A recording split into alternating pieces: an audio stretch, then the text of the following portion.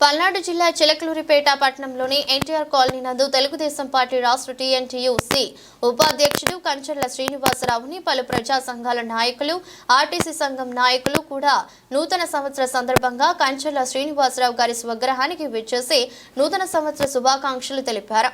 కంచర్ల శ్రీనివాసరావు పార్టీలకు అతీతంగా పేద బడుగు బలహీన వర్గాలకు కూడా అండగా ఉంటారని, ఎంతో మందికి వారు సేవ చేస్తున్నారని తెలిపారు.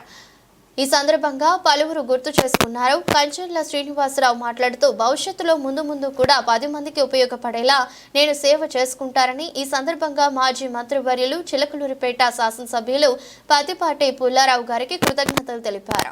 నూతన సంవత్సరం శుభాకాంక్షల సందర్భంగా మా అన్నగారు పేదల పెన్నిది ఆప్యాయంగా పలిచే వ్యక్తులు ఉన్నారంటే ఆర్టీసీ వాళ్ళకి చిలకలూరిపేట మొత్తం మీద మన కంచెల శ్రీనివాసరావు ఒక్కరంలో ఎటువంటి సందేహం లేదు.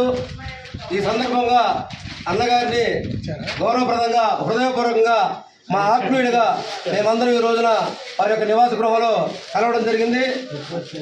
వారికి ప్రతిపాదించిన చైర్మన్ అలాగనే అనేక కార్యక్రమాలు చిలకలూరిపేట చేస్తున్నారు. అదేవిధంగా మా ఏపీఎస్ ఆర్టీసీ తరఫున మేమందరము మాలో కూడా మా కుటుంబ సభ్యుల యొక్క అందరి యొక్క ఆశీస్సులు అన్నగారికి ఎల్లవేళలా ఉంటాయని చెప్పి ఈ యొక్క నూతన శుభాకాంక్షలు తెలియజేసుకుంటూ మరొకసారి కంచెల శ్రీనివాసరావు అన్నగారికి నూతన సంవత్సర శుభాకాంక్షలు తెలియజేసుకుంటున్నాను.